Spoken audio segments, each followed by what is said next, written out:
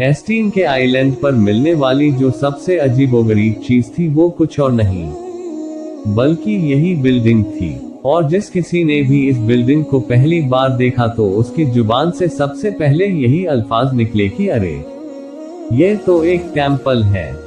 भला यहाँ पर यह टेम्पल क्या कर रहा है, क्योंकि पूरी दुनिया जानती है कि जेफरी एप्स्टीन कोई और नहीं बल्कि वही इंसान है कि जो मौजूदा दौर में दुनिया के अंदर सबसे गंदे, सबसे घिनौने और सबसे शर्मनाक कामों के लिए जाना जाता है।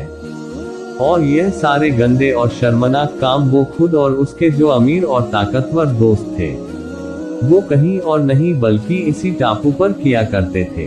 तो जो टापू इन ताकतवर लोगों के गुनाहों का अड्डा हुआ करता था, वहां पर भला इस टेम्पल का क्या काम था। लोग आइलैंड पर मिलने वाली इस अजीबोगरीब बिल्डिंग से जुड़ी हुई इसी पहेली को ही हल करने की कोशिश कर रहे थे कि तभी अचानक से इस केस से जुड़ी हुई एक और भी ऐसी चीज नजर आई कि जिसने सबको हैरान कर दिया।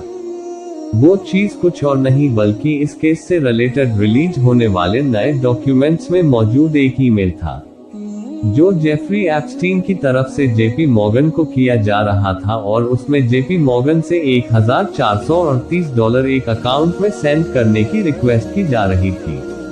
और जानते हैं कि उस ईमेल के फोटो में बैंक अकाउंट के नेम की जगह पर क्या चीज लिखी हुई नजर आ रही है। उसमें लिखा हुआ नजर आ रहा है बाल। जी हाँ, इतिहास में पाया जाने वाला कुछ लोगों का एक बहुत ही मशहूर गॉड कि जिसको आमतौर पर एक शैतानी खुदा भी कहा जाता है। इस बाल का किसी दौर में हमारी इस दुनिया के अंदर कितना गहरा असर हुआ करता था, इस बात का अंदाजा बस आप इसी बात से लगा सकते हैं कि इतिहास की बड़ी बड़ी किताबें तो छोड़िए बल्कि इस बाल का जिक्र आपको बाइबल और हाँ इस्लाम के कुरान के अंदर भी मिल जाएगा। यही वजह है कि जैसे ही ये तस्वीर वायरल होना शुरू हुई, वैसे ही लोगों ने अब सोशल मीडिया के ऊपर इस बात पर डिस्कशन भी शुरू कर दिया कि भाई जेफरी एप्स्टीन ने अपने एक बैंक अकाउंट का नाम बाल क्यों रखा था। सिर्फ इतना ही नहीं बल्कि अब तो लोगों ने आइलैंड के ऊपर मिलने वाली वो जो टेम्पल नुमा अजीबोगरीब बिल्डिंग थी उसको और जेफरी एप्स्टीन के इस ईमेल को लिंक करके अलग अलग थ्योरीज भी पोस्ट करनी शुरू कर दी। थ्योरीज के मुताबिक एप्स्टीन के इस आइलैंड पर छोटी बच्चियों के साथ वह गंदे, घिनौने और खतरनाक काम तो हुआ ही करते थे, मगर साथ ही साथ यहाँ पर छोटी बच्चियों की बलि भी चढ़ाई जाती थी और उनका गोश्त भी खाया जाता था। और यह सब कुछ समुद्र के बीचों बीच इस सुनसान टापू पर शैतानी ताकतों को खुश करने के लिए किया जाता था। अब ये सारी थ्योरीज कहाँ से आई, क्यों आई और इनमें कितनी सच्चाई है, और आखिर इस बाल का बच्चों को बलि चढ़ाने से क्या रिश्ता है। इन सारे ही सवालों के जवाब जानने के लिए हमारे लिए जरूरी है कि हम पहले बाल ही के बारे में जान ले कि आखिर यह क्या है और इसका पूरा इतिहास क्या है। तो दोस्तों, ये बात है 1928 की कि जब आर्कियोलॉजिस्ट सीरिया के एक खास इलाके में खुदाई कर रहे थे। खुदाई करते करते अचानक से उनको पता चला कि जिस जगह पर खुदाई हो रही है यह कोई मामूली जगह नहीं है, बल्कि आज से हजारों साल पहले यहाँ पर एक शहर हुआ करता था कि जिसको उग्रित कहा जाता था। इस जगह पर कैनान के लोग रहा करते थे। जी हाँ, वही कौम की जिसने हजारों साल पहले उस पूरी जमीन को आबाद किया था कि जहाँ पर आज के दौर में सीरिया, लेबनान और वो पूरा इलाका की जहाँ पर फिलिस्तीन और इजराइल मौजूद है। अब ये जो कैनान के लोग थे ये बड़े ही अजीब थे, क्योंकि इनके अकीदे के मुताबिक इनका एक बड़ा खुदा था, एक सुप्रीम गॉड था कि जिसका नाम हुआ करता था, और इसी एल का एक बेटा भी हुआ करता था जिसका नाम था बाल। अब इन लोगों के मुताबिक ये जो गॉड का बेटा था बाल, ये हद से ज्यादा गुस्से में रहा करता था। ये कैनान के लोग इस बाल की इबादत तो किया करते थे मगर मोहब्बत में नहीं बल्कि उसके गुस्से के डर की वजह से किया करते थे। इन लोगों का यह अकीदा था कि यह जो बारिश है, तूफान है, या फिर यह जो अनाज उगता है, या फिर हमारी औरतों के पेट में जो बच्चा पैदा होता है, ये सारी ही चीजें इसी बाल के कंट्रोल में है। तो इसलिए अगर किसी भी सूरत में ये बाल हमसे नाराज हो गया तो सूरत में यह बारिश को रोक देगा, अनाज को रोक देगा और हमारी औलादों को रोक देगा। इस तरह से हमसे औलादें, अनाज सब कुछ छिन जाएगा और हम पूरी तरीके से बर्बाद हो जाएंगे। बस इसी डर की वजह से ही यह हमेशा बाल की इबादत करते रहते थे और उसको खुश रखने की हर मुमकिन कोशिश करते थे। माना जाता है कि उस दौर में बाल को खुश करने के लिए बच्चों की बलि चढ़ाना बहुत आम बात हो गई थी। कल्चर ये बन गया था कि जिस घर में भी अब पहला बच्चा पैदा हुआ करता था तो बाल को खुश करने के लिए उस बच्चे की कुर्बानी दे दी जाती थी। और बाल नाम के इस गॉड की इबादत भी सिर्फ इसी इलाके में ही नहीं हुआ करती थी, बल्कि वक्त के साथ जैसे जैसे इन लोगों का कल्चर आसपास के इलाकों में फैला वैसे वैसे बाल नाम के इस गॉड का असर भी फैलता चला गया। कुछ हिस्टोरिकल एविडेंसेस बताते हैं कि 1400 ईसा पूर्व में, मतलब कि हजरत ईसा अलैहिस्सलाम से लगभग 1400 साल पहले मिस्र के अंदर भी बाल नाम के इस गॉड की इबादत बहुत ज्यादा कॉमन हो गई थी। अब बाल की इबादत करने वाले इन लोगों की तरफ खुदा के कौन से पैगंबर को भेजा गया था और उनके साथ इन लोगों ने क्या सुलूक किया था, वैसे तो ये भी अपने आप में एक बड़ा टॉपिक है, मगर आज बस आप इतना समझ लीजिए कि कुरान और बाइबल दोनों में ही इस बाल का जिक्र मौजूद है। कुरान के अंदर अल्लाह फरमाता है, क्या तुम बाल को पुकारते हो और बेहतरीन खालिक को छोड़ते हो। वहीं हिब्रू बाइबल के अंदर भी बाल का जिक्र लगभग 100 बार के करीब है, जिसमें यह बताया गया है कि इसी बाल की वजह से ही जो कौमें बनी इसराइल थी वो गुमराह हुई थी।